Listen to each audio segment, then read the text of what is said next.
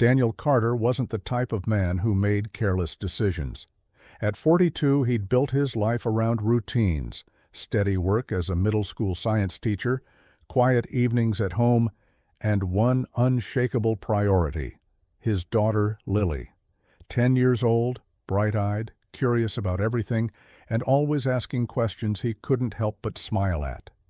Since the divorce, their time together had become sacred. Weekends were their shared world: pancakes on Saturdays, bike rides on Sundays, and every now and then, something special. This weekend was supposed to be one of those. Yosemite National Park had always held a certain magic for Daniel: towering granite cliffs, ancient trees older than entire civilizations, and trails that seemed to stretch forever into the sky. He wanted Lily to see it, to feel it the way he did. The plan was simple: arrive Friday, hike a moderate trail, camp beneath the stars, return Sunday afternoon. A memory they could hold on to forever. At 3:42 p.m. on June 9, 2018, Daniel's silver Subaru Forester rolled up to the entrance of Yosemite's South Gate. The ranger noted nothing unusual. Daniel smiled, signed the visitor log, and received a park map. Lily leaned out the window, waving. They were assigned a 3-day permit for dispersed camping, meaning they'd be choosing their own backcountry spot. No assigned site, no daily check-in. They never made it back. No texts, no calls, no social media check-ins. On Sunday evening, Lily's mother, Erica, waited outside her house with Lily's overnight bag and school supplies in hand. The sun dipped behind the trees, and the road stayed empty. By 9 p.m., she'd tried calling 3 times. No answer. She left voicemails. Still nothing. At first, she told herself it was car trouble, or maybe no signal in the park. But by morning, worry turned to fear. Daniel Carter was dependable to a fault. Something was wrong. They had walked into Yosemite together, laughing and full of excitement. And somehow, in one of the most monitored and visited national parks in the country, they had disappeared without a trace. By 7 a.m. Monday morning, Erica was pacing her kitchen, phone in hand, unable to stop replaying the weekend in her mind. She called Yosemite's ranger station. Her voice was calm at first, just a concerned parent checking in. But when the ranger on the other end asked for the campsite number, there was a pause. There wasn't one. Daniel had opted for a wilderness permit, free-range camping in the backcountry, no GPS coordinates, no daily contact required. The only record: his name on the entry log and a general area marked as Southwest Loop. By 9 a.m., an official missing persons report had been filed.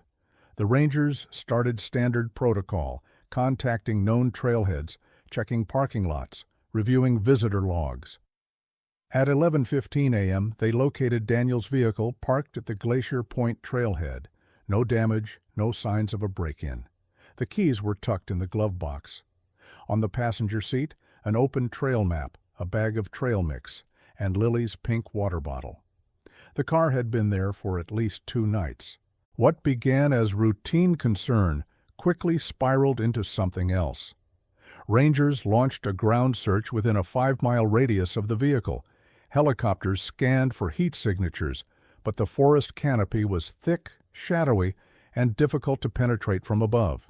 There was no tent left behind, no fire ring, no footprints leading away, no gear had been found.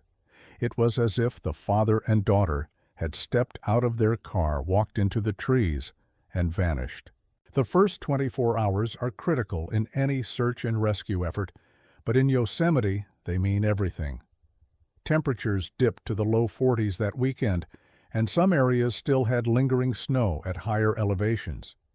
Daniel had experience hiking. He knew the basics. But Lily, 10 years old, no survival training, no way to reach out. As the sun began to fall behind El Capitan, rangers began preparing for nightfall operations. But off the record, they'd already started asking each other the question no one wanted to say out loud. Why would an experienced hiker vanish without calling for help? And how could a little girl just disappear in a place filled with people, cameras, and carefully maintained trails.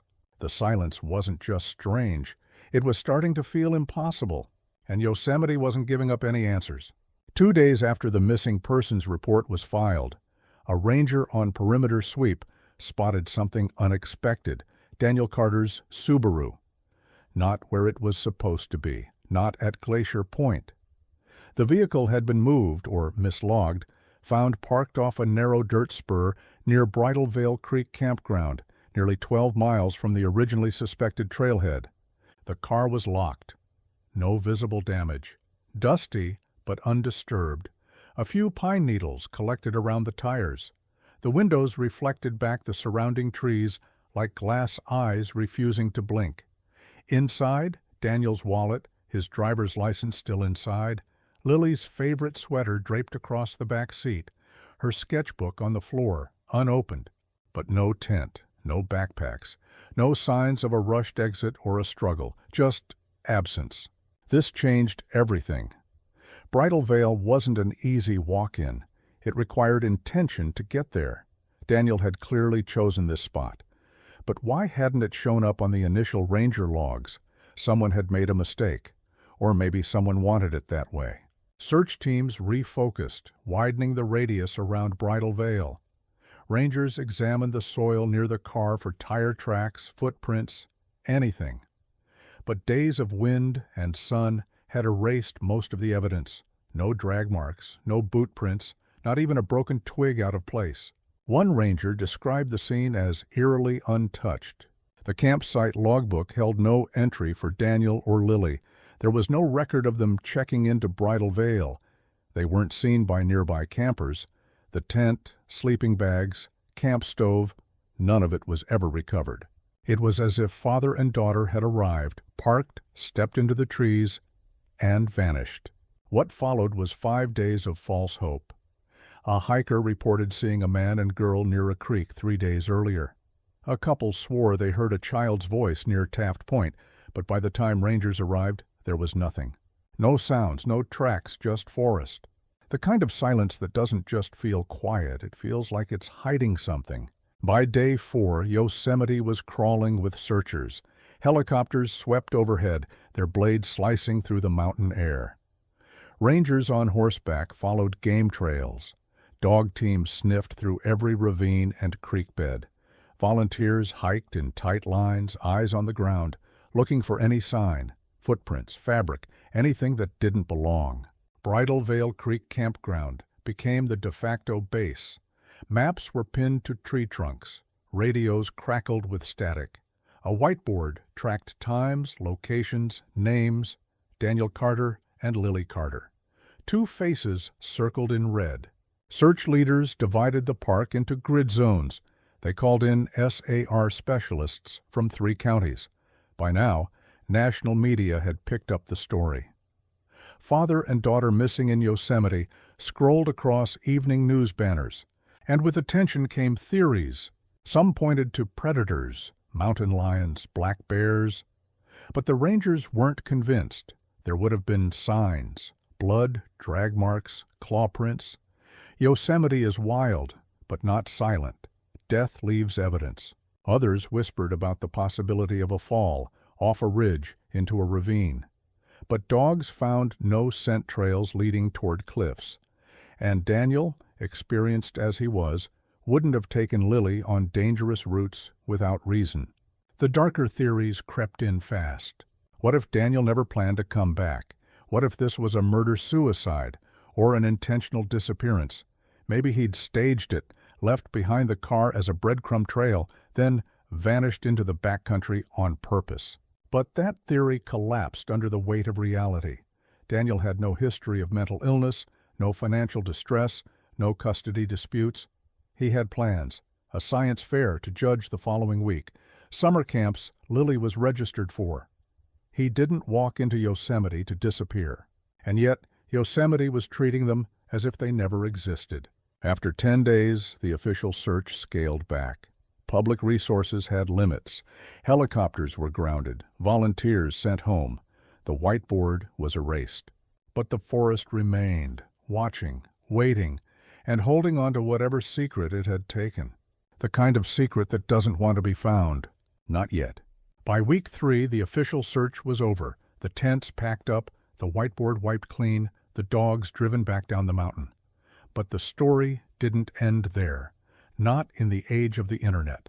What began as a local news segment turned into a wildfire across true crime forums. Reddit threads exploded with speculation. YouTube creators posted timelines and satellite map breakdowns. Amateur sleuths combed every public record they could find. And the theories, some thoughtful, others unhinged, started pouring in.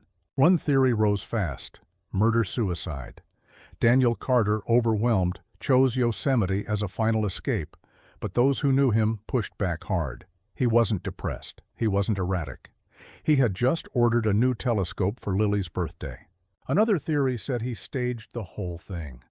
A planned disappearance. Daniel had emptied $3,000 from his savings before the trip, enough to vanish, maybe start fresh in Alaska or South America. But he'd also paid 3 months of mortgage in advance, and his passport was found at home. Some got darker. A few pointed to possible cult activity. Northern California has long attracted off-grid groups. A map of disappearances in national parks began circulating, showing other cases, similar, unexplained. One post in particular caught traction. Bridal Veil Creek is only 18 miles from a compound shut down in 1998. Nobody talks about what was found there. The original poster never clarified. And then there were whispers of abduction, human trafficking, rogue survivalists, or someone hiding in the woods who didn't want to be found. The FBI made a brief appearance. 2 agents visited the site, reviewed the case files, and left within 72 hours. No jurisdiction. No evidence of a federal crime. Which meant the Carters weren't just missing. They were in limbo, not a crime scene, not a rescue, just a void. One Reddit comment summed it up best. It's not just that they vanished. It's that Yosemite let them, before the headlines, before the theories, before the silence swallowed them whole, there was a life. Daniel Carter was a middle school science teacher in Modesto. He loved astronomy, trail maps, and bad dad jokes. His apartment walls were lined with books about geology and national parks. On weekends, he took Lily to local hikes and taught her to identify trees by their bark. He wasn't reckless. He wasn't troubled. His last credit card transaction was for marshmallows and batteries at a sporting goods store. He left his bills paid, his lesson plans updated. Lily Carter, 10 years old, was the kind of kid who asked big questions and expected real answers. Her teachers called her precocious. She got straight A's, but her real passion was drawing, mostly trees, foxes, and constellations. She wanted to be a park ranger, or an illustrator, or both. Friends described Daniel and Lily as inseparable. Since the divorce, they'd built a rhythm together. Friday game nights, Sunday trail walks. She called him Captain Dad. He called her Scout. There were no red flags, no enemies, no mental health concerns. The school principal said Daniel was beloved by students and staff alike. Neighbors called him quiet, respectful. But there was one strange thing: a voicemail. The night before they left for Yosemite, Daniel called his longtime friend, Mark Adler. The message came in just after 11:30 p.m. Mark missed the call, but saved the recording. Daniel's voice was calm, measured, but odd. "Hey, Mark. Just wanted to say thanks for everything. You've been a good friend. If you ever find yourself up near Yosemite, take the road less marked. There's beauty in the quiet places." Then silence. No goodbye, no mention of the trip. When investigators heard it, they were split. Some thought it was poetic, just a tired dad reflecting late at night. Others weren't so sure. Was it a goodbye, a clue, or just another piece of a puzzle that refused to fit? No one could say for sure. But after that night, Daniel Carter's phone was never turned on again. Neither was Lily's. The world they'd built, school halls, campfire songs, inside jokes, was gone. And all that was left behind were drawings in a sketchbook and a voicemail that felt more like a riddle than a farewell. Time moved forward, but for Erica Thompson, It never really did. In the 6 years since Daniel and Lily vanished, their absence had settled into her life like dust on a windowsill, quiet, constant, and impossible to ignore. She left Lily's bedroom untouched. The lavender walls, the glow-in-the-dark star stickers on the ceiling, a crumpled sketch of a fox still pinned to the corkboard, corners curling.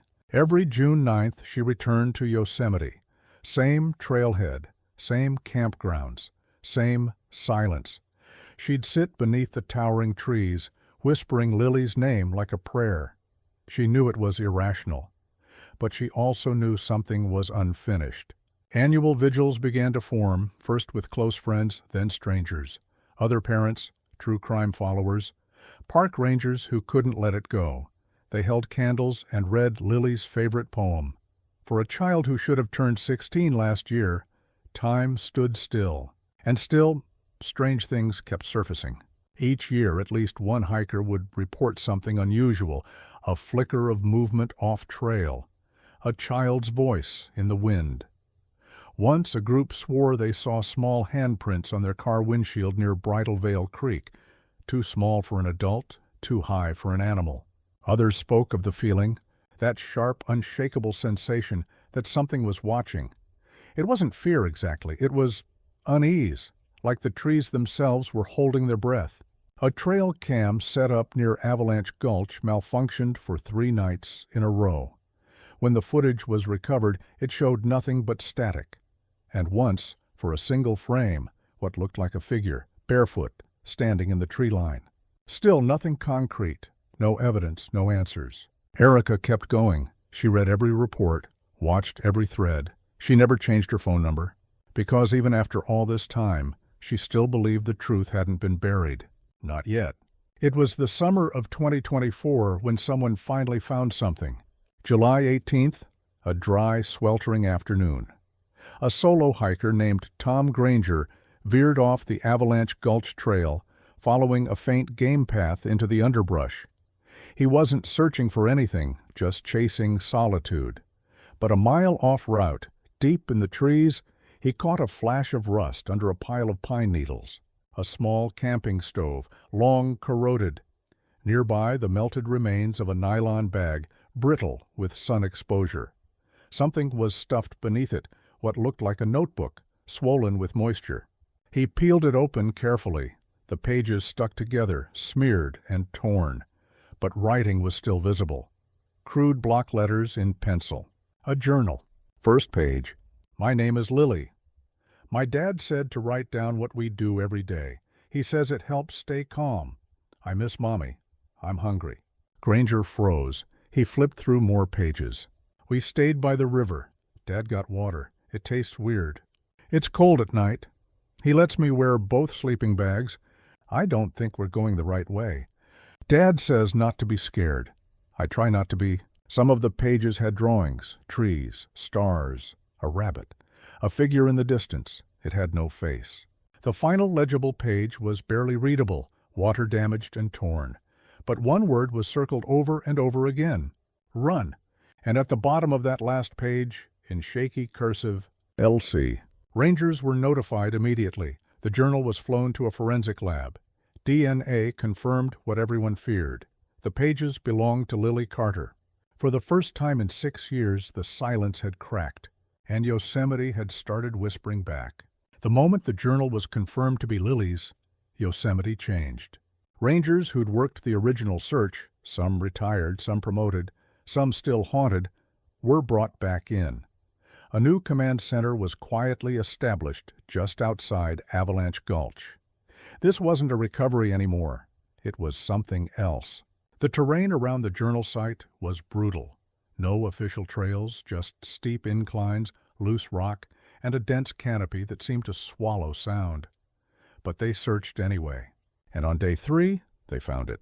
Half buried beneath a small rock slide, wedged between the roots of a fallen pine, was what looked like the corner of a pink nylon strap. It took them nearly 2 hours to excavate it without damaging the contents. A child's backpack. Faded, molded, weather-worn, but unmistakably real. Inside, carefully bagged and labeled back at base, were the contents. A stack of folded drawings, mostly in pencil and watercolor, trees, stars, a squirrel. One picture showed two stick figures standing beneath a mountain.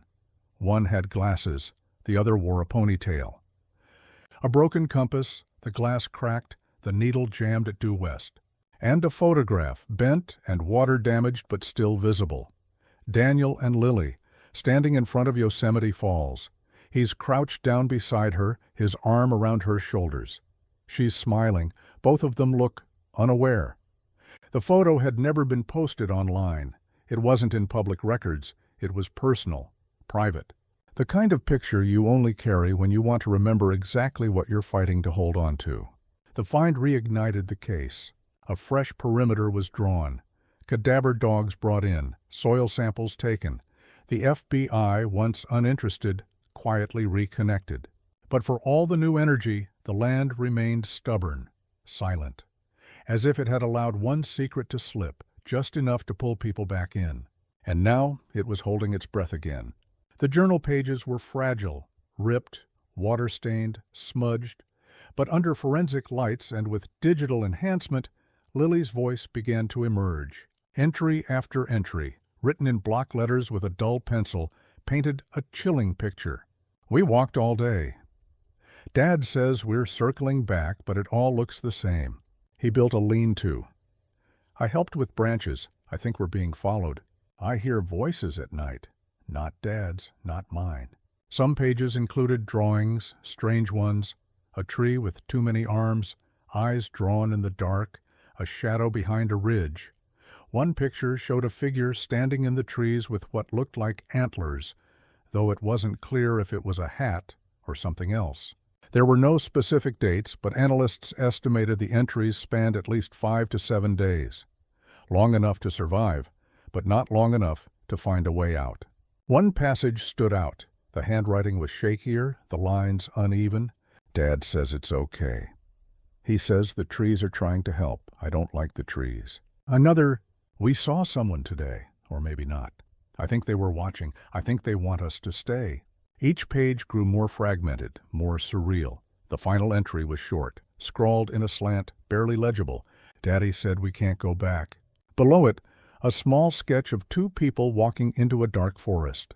The journal was authenticated. There was no doubt it was Lily's.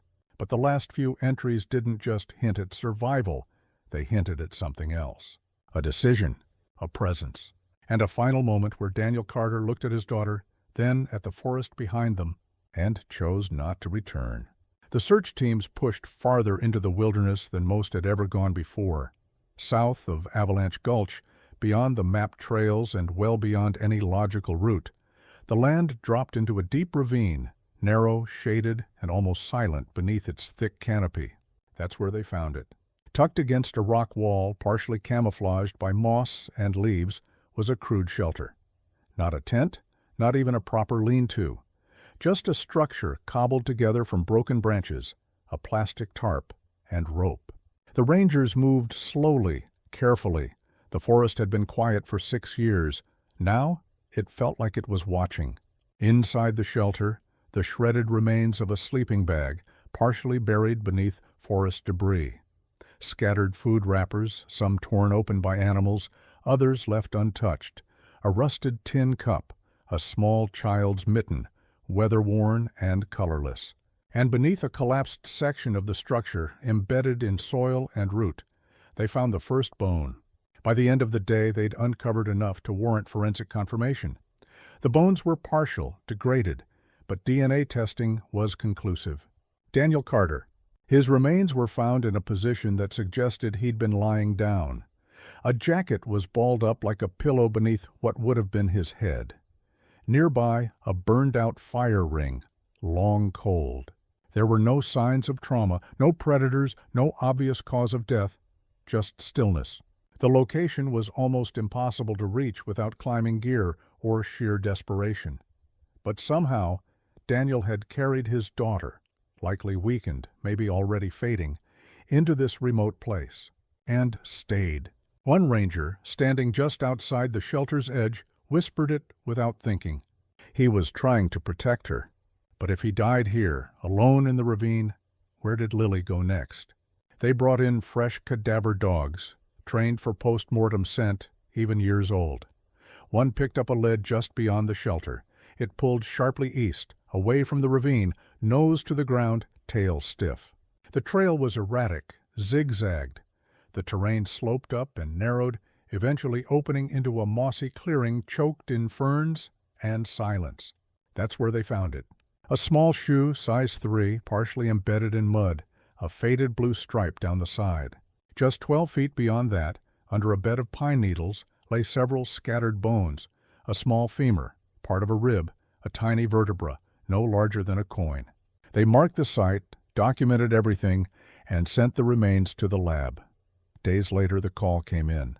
Lily Carter. She had made it nearly 3/4 of a mile from the shelter. There were no signs of trauma, no blunt force, no broken bones, no bites or scratches from animals. The coroner's report listed the cause of death as undetermined, but the working theory was exposure.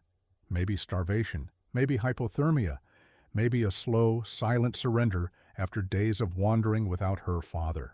One ranger noted something strange. The bones, though scattered, showed no sign of animal disturbance, no gnaw marks, no drag marks. As if she'd simply laid down, curled up, and never moved again. A final sketch recovered from the backpack weeks earlier showed 2 stick figures parting, one standing beneath a tree, the other walking toward the sun. Investigators called it tragic. Searchers called it closure. But for Erica, it wasn't either. Not yet. Because the biggest question remained unanswered. If Daniel died in the shelter and Lily wandered away alone, who buried her backpack? The official report listed the case as closed, but in truth, no one felt it was. Not really.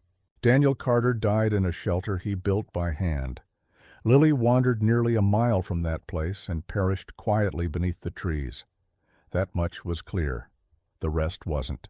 Why had Daniel taken his daughter so far off trail? The original permit allowed for dispersed camping, but not in the direction they traveled, not down into Avalanche Gulch, not into the no-man's land beyond it. And what about the journal entries? Lily wrote of voices at night, of someone or something watching them from the trees, of being told they couldn't go back. Was it the imagination of a frightened child, or the result of days without food, dehydration, fear? Some psychologists suggested paranoia, perhaps shared psychosis, that Daniel, under immense stress, lost his grip on reality and led his daughter deeper into the wild under the illusion of safety. Others disagreed. Daniel was stable, loved, grounded. His behavior had never hinted at instability. But then there were the inconsistencies. The backpack, buried, neatly, intentionally, not dropped, not scattered by animals. The final entries in the journal, written in different handwriting pressure, as if by a trembling hand or someone else entirely. And there was no evidence of foul play, no fingerprints other than Daniel's and Lily's, no signs of struggle. Just a growing sense that something was missing, something beyond what science could explain. What exactly had they seen out there? And what made Daniel decide, suddenly, finally, that they couldn't go back? The press eventually moved on, but in ranger cabins and quiet local bars, people kept talking. Some experts called it a tragic case of misguided survival, a father doing what he thought was right, making one wrong turn after another until there were no more turns left. Others weren't so sure. There were whispers that Daniel had intended never to return, that he'd grown disillusioned with the world, climate change, politics, technology, and had chosen to raise Lily off-grid, a private wilderness life, disconnected from the chaos outside. But those who knew him swore it wasn't possible. Daniel loved structure. He wasn't a doomsday prepper. He was a science teacher. Still, the questions wouldn't die. And then there was the folklore. Locals spoke quietly of a figure known as the Watcher in Yosemite, a shadow said to dwell in the park's most remote corners, always watching, never speaking, seen only in glimpses. For decades, hikers had reported odd things: stacked stones where none should be, low whistling in the trees, sudden feelings of being followed despite no one being there. Most dismissed it, just stories, campfire tales, but in the wake of the Carter discovery, the rumors flared up again. Because something about this case felt wrong, too quiet, too clean, too arranged. No one could say what had truly happened. But everyone agreed the forest hadn't given up its secrets. It had only let go of just enough. Erica never got the ending she prayed for, but she got something close to it. Lily's journal, now preserved behind glass, sits in the Yosemite Visitor Center beside a photo of her and Daniel. The display is titled, "In Memory of the Carters, a Caution, a Mystery, a Legacy." Visitors pass by, unaware of the full story. Some stop to read, others glance and move on. But for those who do stay, who read Lily's words, "Daddy said we can't go back," a quiet chill settles in their bones. The forest is still there, the same trees, the same air, and if you stand in the wrong place at the wrong time, you might feel it, that something is watching. Erica visits the site once a year. She leaves a stone at the shelter, a flower where Lily was found. She no longer looks for answers. She just sits in silence and listens. And sometimes it feels like the silence is listening back. People come and go, trails shift, maps change, but the forest remains. Unmoving, unexplained, unforgiving. And some say the real mystery isn't how people vanish out there. It's why the forest lets some stories be found, while keeping others buried forever. Sometimes the forest doesn't take you. Sometimes it waits until you come looking again. This story was intense, but this story on the right-hand side is even more insane.